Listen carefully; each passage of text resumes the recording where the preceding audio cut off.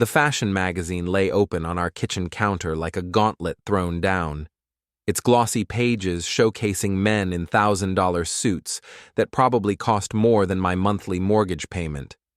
I knew Lydia had placed it there deliberately, the same way she'd been leaving little breadcrumbs of dissatisfaction around our house for months now.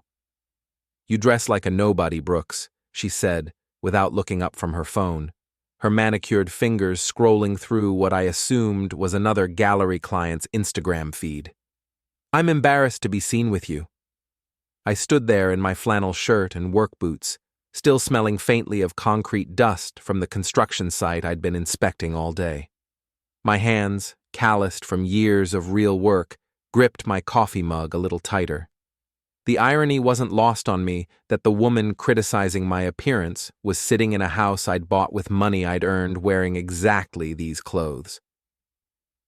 "Good thing you don't have to be seen with me much anymore," I replied, keeping my voice level. "What with all those late nights at the gallery?" Lydia's perfectly sculpted eyebrow arched. She'd started getting them professionally shaped 6 months ago, another expense that appeared on our credit card, without discussion. "My work requires a certain level of sophistication, Brooks. Something you wouldn't understand."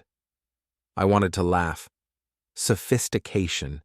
That's what she called selling overpriced paintings to bored housewives with too much of their husband's money.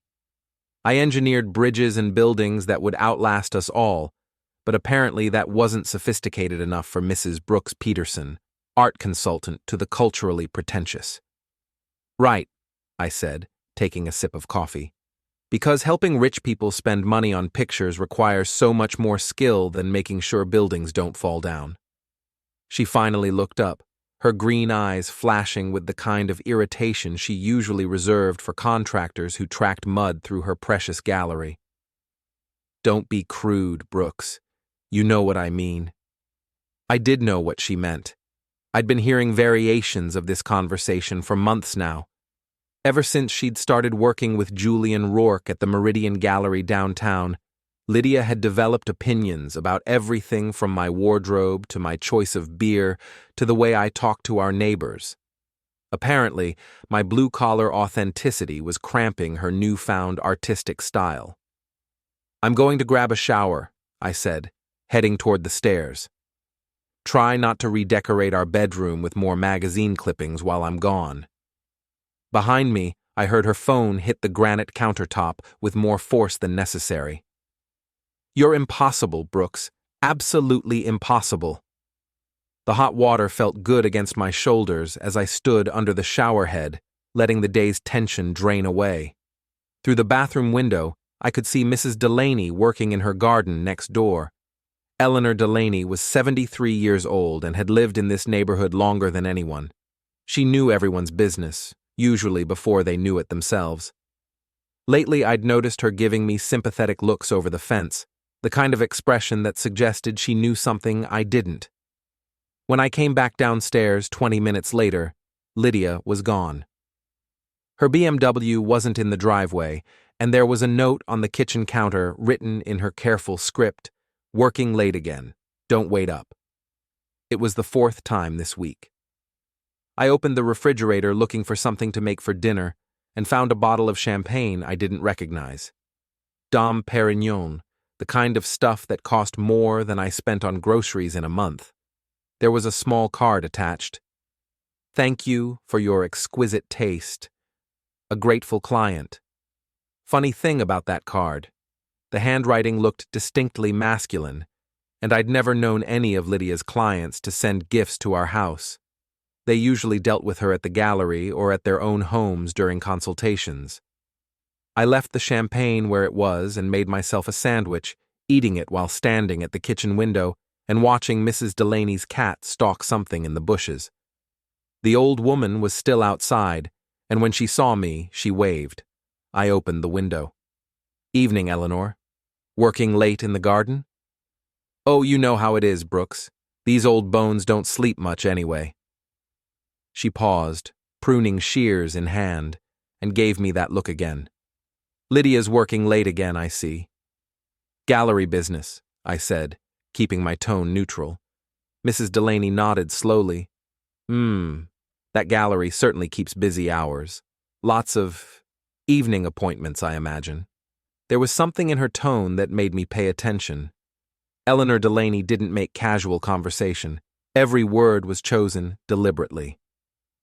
I suppose so, I said carefully. That young man who works there, the curator fellow with the fancy car, he seems very dedicated to his work too. Very hands-on approach to client relations. My sandwich suddenly tasted like cardboard. Julian Rourke, that's the one, handsome fellow, drives that little red sports car.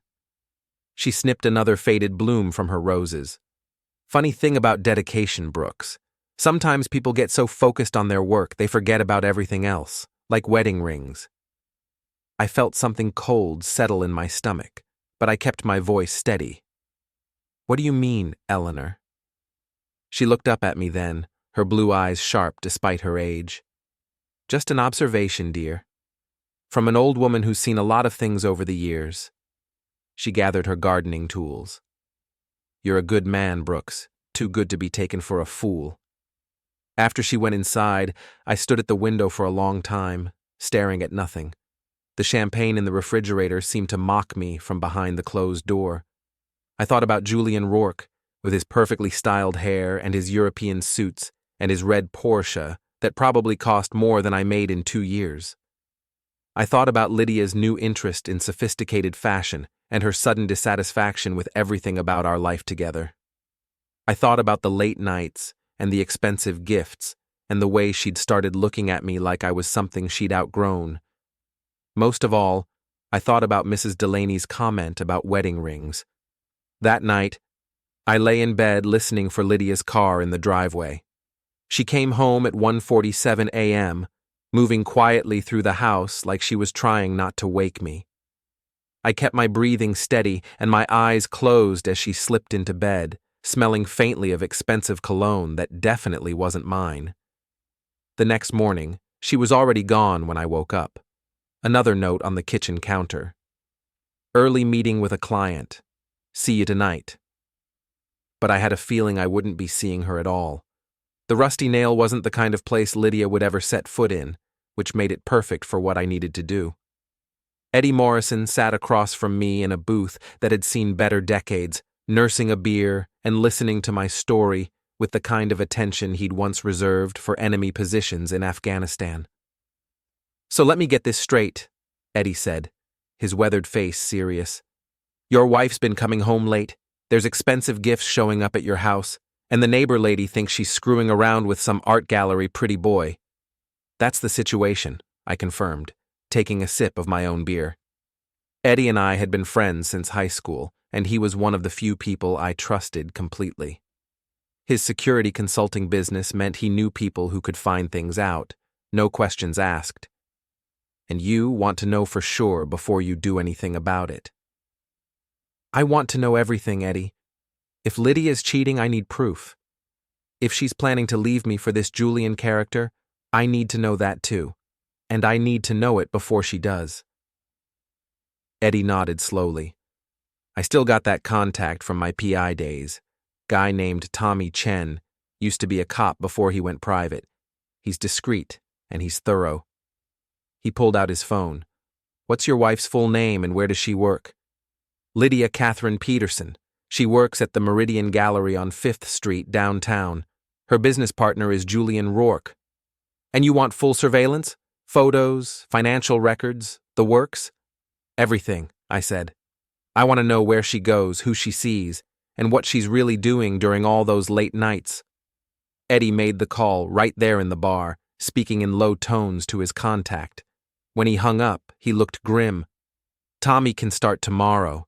He says gallery types are usually pretty careless about covering their tracks, too arrogant to think anyone's watching. He leaned forward. But Brooks, you need to think about what you're going to do with whatever he finds. If your wife's cheating, that's going to hurt like hell. You prepared for that? I thought about the Dom Perignon in my refrigerator and the way Lydia had been looking at me lately. Like I was something distasteful she needed to scrape off her shoe. I'm prepared, I said. What I didn't tell Eddie was that I'd already started preparing in other ways. That morning, I'd called my lawyer and asked some hypothetical questions about prenuptial agreements and asset protection. Lydia and I had signed a prenup before we got married, mostly at the insistence of her parents who thought she was marrying beneath her station. At the time, I'd been insulted. Now I was grateful. The prenup was very clear about one thing. Assets that either party brought into the marriage would remain separate in the event of divorce. Since I'd inherited a substantial sum from my grandfather's estate 2 years before we met, and since I'd been careful to keep those funds in separate accounts, Lydia would have no claim to them. What she might not realize was just how much of our comfortable lifestyle was funded by that inheritance. The house was bought with my money. The cars were bought with my money. Even her precious gallery job had been partially funded by a loan I'd co-signed using my assets as collateral. If Lydia wanted to trade me in for a more sophisticated model, she was welcome to try. But she was going to discover that sophistication didn't pay the bills. 3 days later, Eddie called me at work. "You free for lunch?" he asked, but his tone suggested this wasn't a social invitation. We met at a diner halfway between my office and his, the kind of place where the coffee was strong and the conversations were private. Eddie slid a manila envelope across the table. "Tommy works fast," he said, "and your instincts were right on the money." Inside the envelope were photographs that made my stomach clench. Lydia and Julian Rourke, in what was clearly an intimate dinner at an expensive restaurant I'd never been to. Lydia and Julian walking hand in hand through a park downtown. Lydia and Julian kissing in the parking garage behind the gallery. But the photograph that really caught my attention showed them entering an apartment building I didn't recognize. According to the timestamp, it was taken at 2:30 p.m. on a Tuesday when Lydia had told me she was meeting with a client about a commissioned piece. "There's more," Eddie said quietly. "Tommy did some digging into this Julian character. Turns out your wife's boyfriend has some financial problems." He handed me a second set of documents. Credit reports, court filings, bank statements that Tommy had somehow acquired through means I probably didn't want to know about. Julian Rourke was drowning in debt. Credit cards maxed out, student loans in default, and a gambling problem that had apparently cost him his previous job at a gallery in Boston. The only reason he was still afloat was a series of personal loans from various sources, including one very recent loan that had been co-signed by someone named L. Peterson. "Your wife's been bankrolling him," Eddie said. "Tommy traced the money. She's been pulling cash advances from credit cards and writing personal checks to cover his debts. Near as we can figure, she's in for about $30,000 so far." I stared at the documents, feeling a cold rage building in my chest. $30,000 of our money, spent on her boyfriend's gambling debts, while she criticized me for buying work clothes at Walmart. "There's one more thing," Eddie said. "Tommy thinks they're planning to leave town together. He overheard a phone conversation where they were talking about starting fresh somewhere else. Apparently, Julian's got some connections in California." I closed the envelope and looked at my oldest friend. "How long do we think I have?" "Based on what Tommy heard, maybe a couple weeks. They're waiting for some kind of art sale to go through, something that'll give them enough cash to make the move." I nodded, my mind already working through the implications. If Lydia was planning to leave me for Julian, she was probably also planning to take as much of our joint assets as she could manage. The house, the cars, the savings accounts we'd built together during our marriage. What she didn't know was that I'd been quietly moving money around ever since Mrs. Delaney's warning. The joint accounts were now mostly empty, their contents transferred to accounts in my name only. The house was protected by the prenup, since I'd bought it with inherited money, and as of yesterday, I'd removed Lydia's name from the title to both cars. "What's your play?" Eddie asked. I thought about that for a moment. I could confront Lydia directly, demand an explanation, and file for divorce. It would be clean and simple and completely unsatisfying. Or I could let her make the first move and be ready for it. I'm going to give her exactly what she wants, I said finally, which is a more sophisticated lover.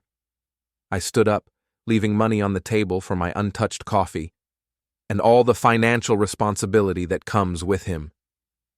That evening I went home and acted like nothing had changed. I made dinner, watched television, and went to bed at my usual time. Lydia came home at midnight with another story about a difficult client and another expensive bottle of wine she claimed was a gift. I smiled and told her I was happy her work was going so well, and I started planning my revenge. I waited exactly 1 week before making my move, using the time to gather more evidence and make sure all my legal preparations were in order. Tommy Chen's surveillance had provided me with a complete picture of Lydia and Julian's affair, including detailed financial records showing exactly how much of our money she'd been funneling to her boyfriend. The final piece of evidence came from an unexpected source. Monica Hartwell, Lydia's best friend and fellow gallery enthusiast, had apparently grown tired of keeping secrets. I encountered Monica by accident at the grocery store on Saturday morning, and the guilt was written all over her face the moment she saw me. "Brooks," she said, her voice artificially bright. "How nice to see you. How's Lydia?" "Working hard," I replied, watching her carefully.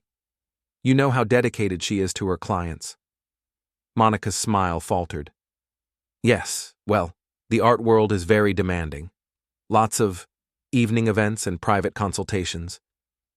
I'm sure Julian appreciates having such a dedicated partner," I said casually. The color drained from Monica's face. What do you mean?" "I mean Lydia's business partner, Julian Rourke. They seem to work very closely together." Monica looked around the grocery store like she was planning an escape route. "Brooks, I think maybe you should talk to Lydia about her work schedule." "Why would I need to do that, Monica? Is there something about her work schedule I should know?" The poor woman was practically vibrating with nervous energy. "I really can't, or it's not my place to..." "To what? To tell me that my wife is sleeping with Julian Rourke? To mention that she's been giving him money to cover his gambling debts? Or maybe to explain why she's been planning to leave town with him?" Monica's mouth fell open. "You know? I know everything, Monica. The question is, what are you going to do about it?" She stood there for a long moment, clutching her shopping cart like a life preserver. Finally, she seemed to make a decision. "She's planning to ask you for a divorce next week," Monica said quietly. "She thinks she can get half of everything, including the house. Julian's been telling her that California has better opportunities for both of them." "And you've been helping her plan this?" "No," Monica said quickly. "I told her she was making a mistake. I told her you're a good man and she was being foolish. But she wouldn't listen. She said you were holding her back, that she deserved better than a blue-collar life." I nodded, feeling that cold rage settle deeper into my bones. "Thank you for telling me the truth, Monica. I appreciate your honesty." "What are you going to do?" "I'm going to give Lydia exactly what she wants," I said. "A chance to pursue her sophisticated new life without me holding her back." That evening, I made my final preparations. I printed out copies of all the surveillance photos and financial documents Tommy had gathered. I reviewed the prenuptial agreement one more time with my lawyer over the phone, and I drafted a simple message that I planned to deliver to Lydia when she came home from her latest client meeting. She walked through the door at 11:30 p.m., looking flushed and slightly disheveled. Her lipstick was gone, and her carefully styled hair was mussed.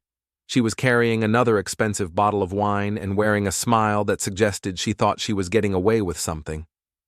"Sorry I'm so late," she said, not sounding sorry at all. "The Henderson consultation ran much longer than expected." "I'm sure it did," I replied from the kitchen table, where I'd been waiting with the photographs spread out in front of me.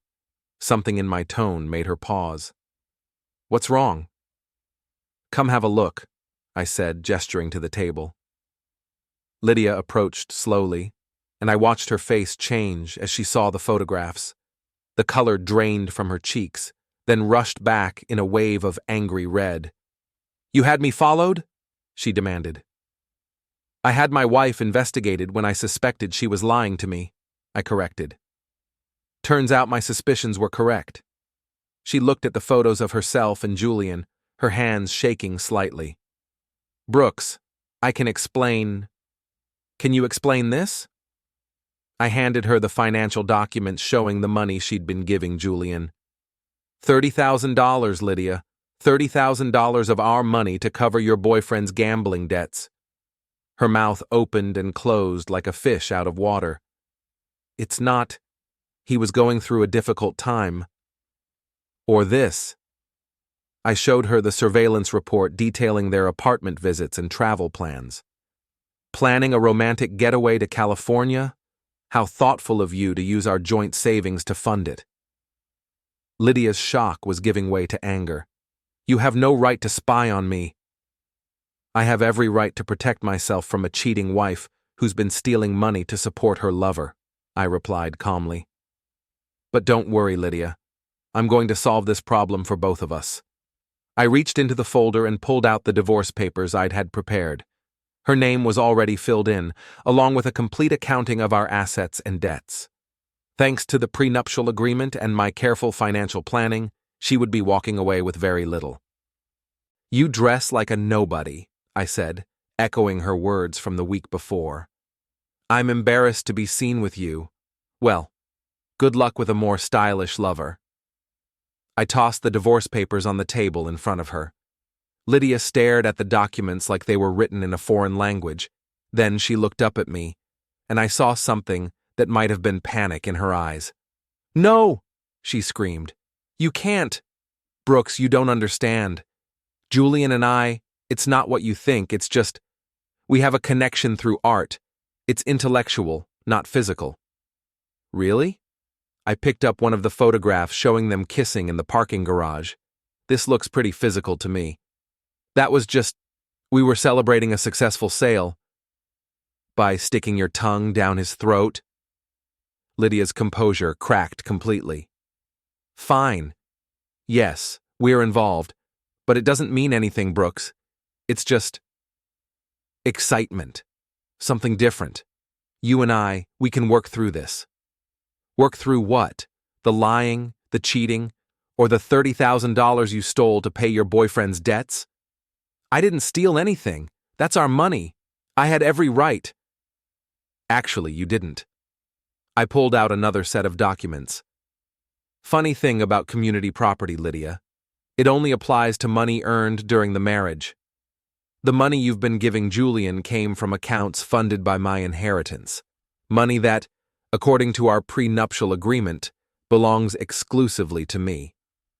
I watched her read through the financial breakdown, seeing the exact moment when she realized what I was telling her. The house, the cars, the savings accounts she thought were half hers, all of it was protected by the prenup. This can't be legal, she whispered. It's completely legal. You signed the agreement, remember? Your parents insisted on it. They said it would protect their daughter from a fortune-hunting blue-collar worker. I smiled without humor. Turns out it protected me from a cheating wife instead. Lydia looked at the divorce papers again, this time reading the settlement offer. I was being generous, considering. She could keep her personal belongings, her car, and a modest cash settlement that would give her enough money to start over. What she couldn't keep was the lifestyle she'd become accustomed to. Brooks, please, she said, and for the first time in months, she sounded like the woman I'd married. I made a mistake. Julian doesn't mean anything to me. We can fix this. Can we fix the fact that you've been lying to me for months? Can we fix the $30,000 you gave to another man? Can we fix the way you've been looking at me like I'm something disgusting you stepped in? She was crying now, mascara running down her cheeks. I never meant for it to go this far. Julian said he loved me, that we could have a better life together. But I realize now that I was being foolish. You're my husband, Brooks. I love you. You love my money, I corrected. And now that you realize Julian can't provide the lifestyle you want, you're willing to come back to the man you were planning to abandon. That's not true. Isn't it? I gathered up the photographs and documents. Tell me, Lydia, what exactly does Julian do for a living, besides running up gambling debts and seducing married women? She was silent. He's broke, isn't he? That sophisticated, stylish man you were so eager to run away with doesn't have two nickels to rub together. And now that you're facing the reality of actually supporting him instead of just subsidizing him, the idea isn't quite as appealing. You're being cruel, Brooks. I'm being honest. Something you haven't been in months. I stood up, leaving the divorce papers on the table. You have 72 hours to review the settlement offer with a lawyer. After that, I file the papers with or without your signature. And if I refuse to sign? Then we go to court, and I present all of this evidence to a judge. The adultery, the financial infidelity, the theft of marital assets. How do you think that's going to work out for you? Lydia stared at me for a long moment, and I could see her mind working, calculating her options and finding them all lacking. You've changed, Brooks, she said finally. You used to be kind, gentle. I used to trust my wife, I replied. People change when they're betrayed by someone they love. I left her sitting at the kitchen table with the divorce papers and went upstairs to the guest bedroom, where I'd been sleeping for the past week. Through the thin walls, I could hear her making phone calls, probably to Julian, probably to Monica, maybe to her parents. It didn't matter who she called. The math was simple and unforgiving. She'd gambled on trading up to a more sophisticated life, and she'd lost. Now she was going to learn exactly what that sophistication was worth. The next 3 days were a masterclass in watching someone's carefully constructed world collapse in real time. Lydia had apparently spent the first night after our confrontation on the phone with Julian, because she left the house early the next morning looking haggard and desperate. I knew this because Tommy Chen was still conducting surveillance, and his morning report included photos of Lydia meeting Julian at a coffee shop downtown. Even from a distance, their body language told the story. Julian looked panicked, Lydia looked angry, and both of them looked like people who'd just realized their escape plan had a fatal flaw. Eddie delivered the surveillance report to my office along with some additional information his contact had uncovered about Julian's financial situation. It gets worse, Eddie said, settling into the chair across from my desk. Tommy did some more digging into your wife's boyfriend. Turns out the gambling debts are just the tip of the iceberg. He handed me a folder containing what looked like court documents. Julian's being sued by his former employer in Boston. Apparently there's some question about whether certain pieces that went through his gallery were authentic. Nothing's been proven yet, but the lawsuit claims he was involved in selling forged artwork to unsuspecting collectors. I read through the documents, feeling a grim satisfaction. So not only is he broke, he's potentially a criminal. Gets better. Tommy also found out that Julian's been telling people around town that he's engaged to a wealthy widow who's going to bankroll a new gallery venture. Guess who he's been describing as his wealthy widow? Lydia. Lydia. Except he's been telling people she's already divorced and that her settlement was substantial enough to fund their new business. I leaned back in my chair, processing this information. Julian hadn't just been seducing my wife, he'd been planning to use her as his meal ticket, and he'd been so confident in his plan that he'd already been bragging about it to potential business partners. There's one more thing, Eddie said. Tommy overheard Julian on the phone yesterday talking to someone about needing to accelerate the timeline. Sounds like your divorce papers spooked him. Meaning what? Meaning he might try to convince Lydia to take whatever money she can get her hands on and run, even if it means breaking the law to do it. That afternoon, I got a call from my bank. Someone had attempted to access one of my accounts using Lydia's identification, claiming there was a family emergency that required immediate access to funds. The bank had refused the request and flagged the account for suspicious activity. I called my lawyer immediately.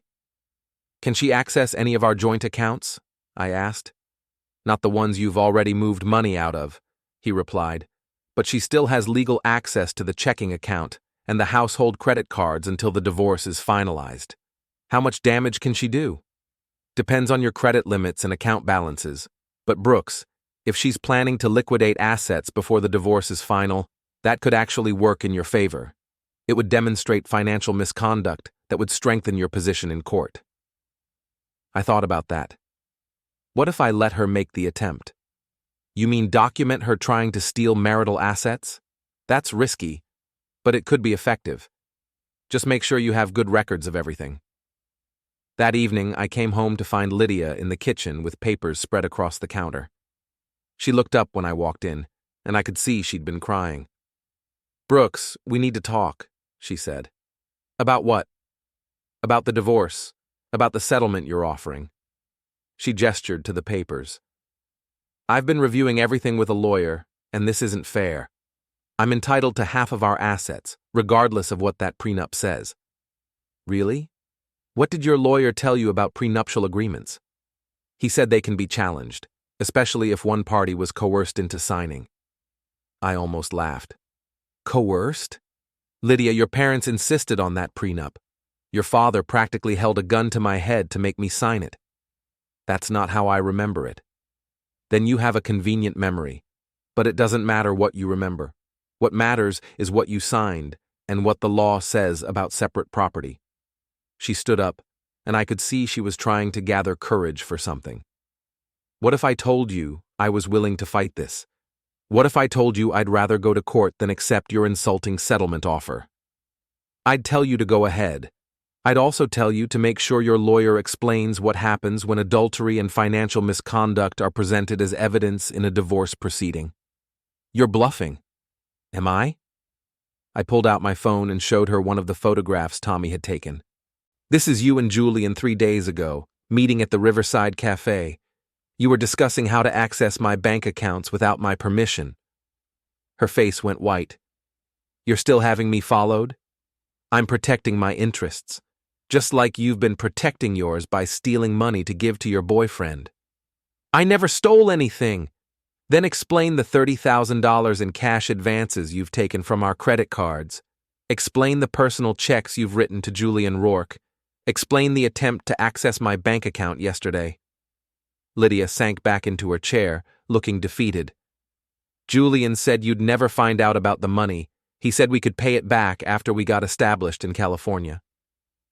"Julian lied to you, Lydia, just like he's been lying to everyone else about his financial situation and his legal problems."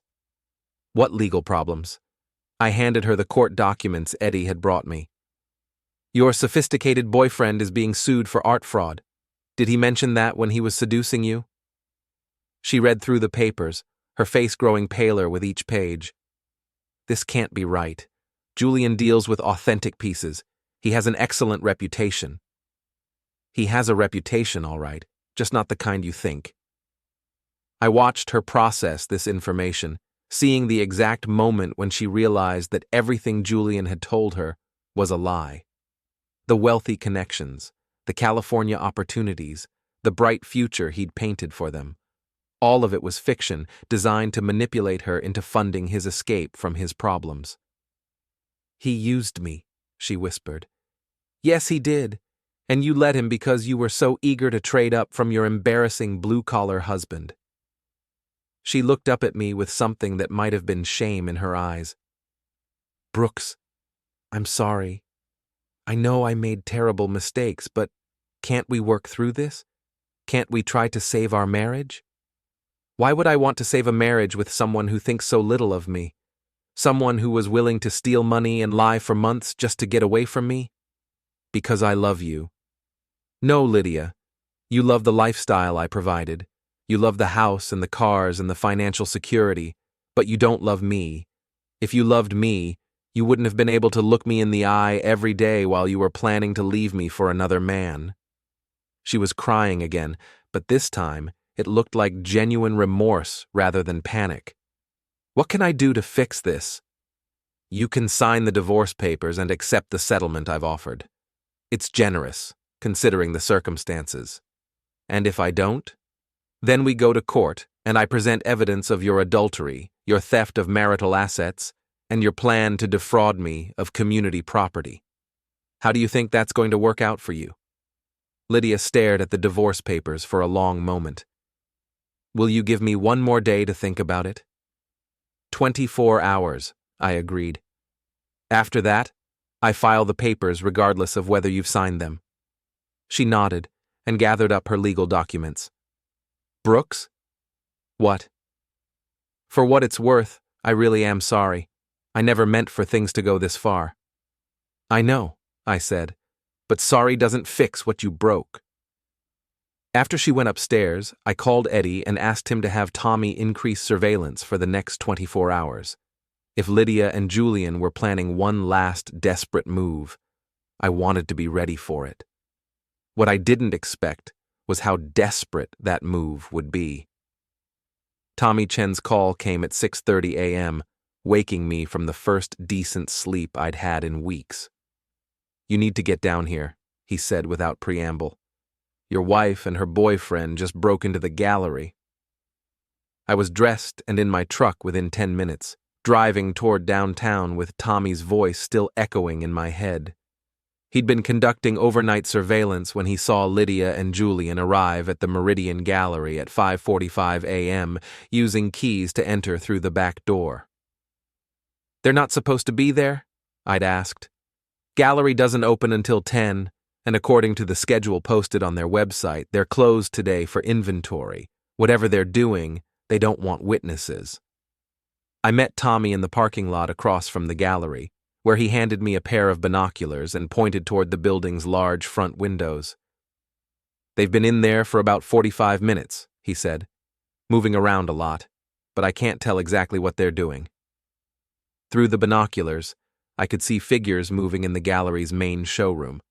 Lydia and Julian appeared to be taking paintings down from the walls and wrapping them in protective cloth. They're stealing artwork, I realized. That's what it looks like. Question is, do you want to call the cops or handle this yourself? I thought about that for a moment. If I called the police, Lydia would be arrested for theft, which would certainly strengthen my divorce case, but would also create a public scandal that would follow her for years. Despite everything she'd done, I wasn't sure I wanted to destroy her life completely. On the other hand, if I confronted them directly, I might be able to resolve this without involving law enforcement. Let's see what they're up to first, I decided. If they're planning to load stolen art into a vehicle, we'll call the cops. But if this is something else... 20 minutes later, Julian emerged from the gallery carrying a wrapped painting toward his red Porsche.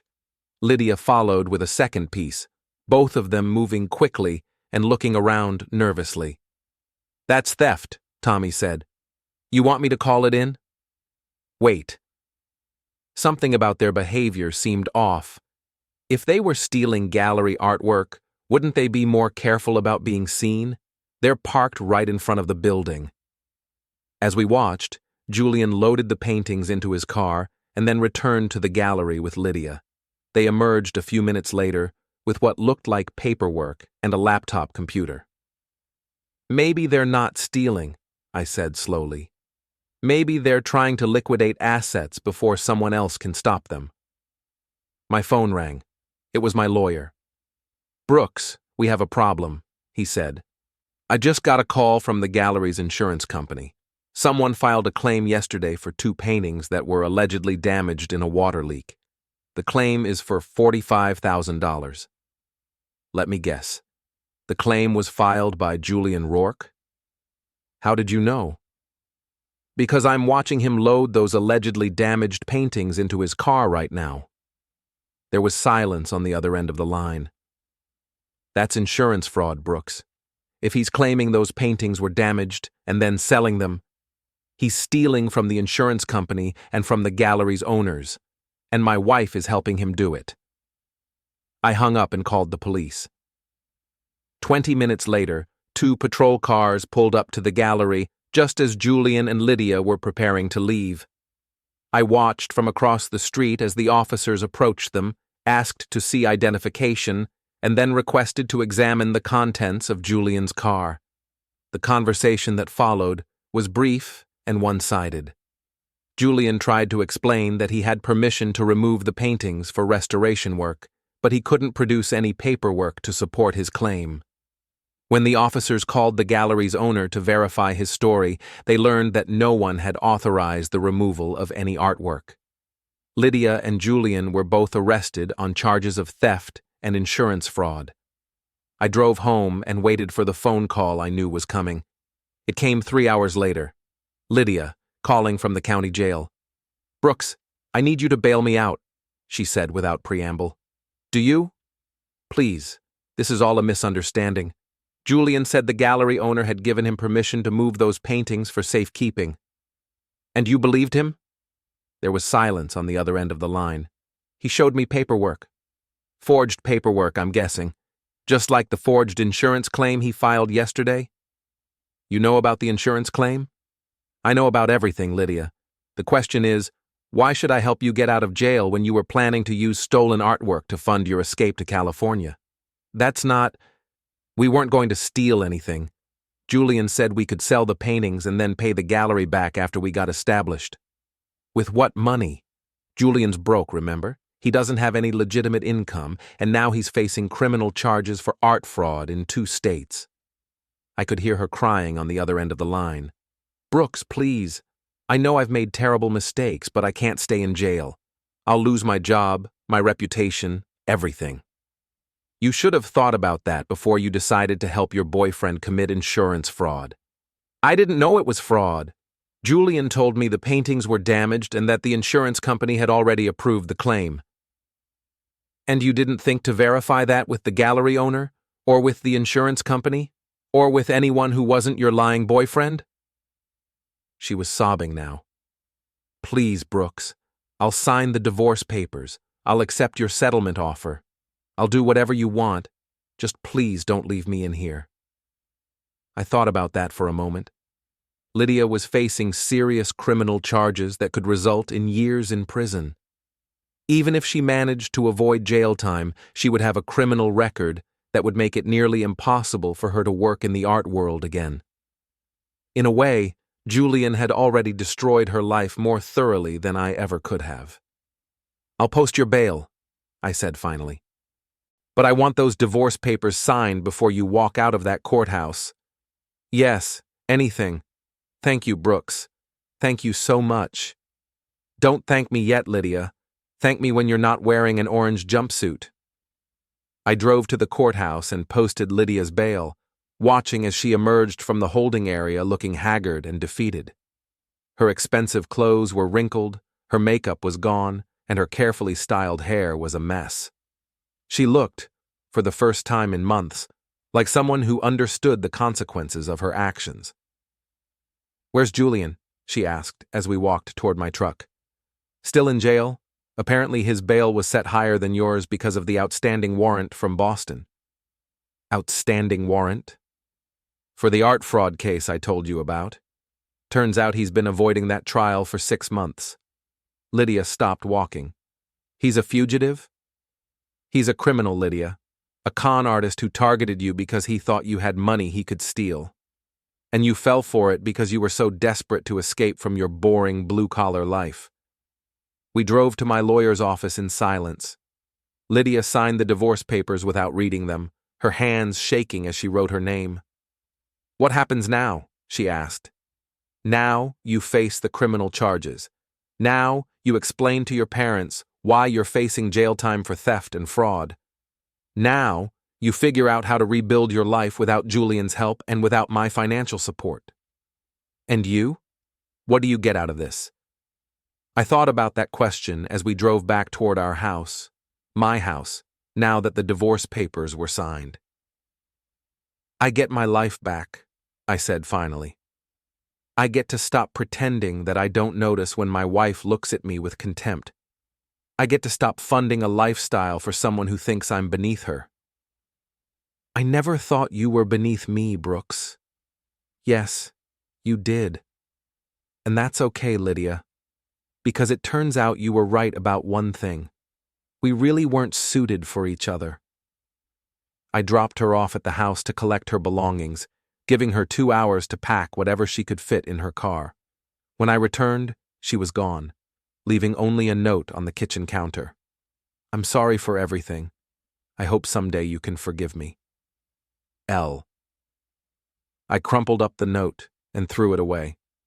3 weeks later, Julian Rourke was sentenced to 18 months in federal prison for art fraud.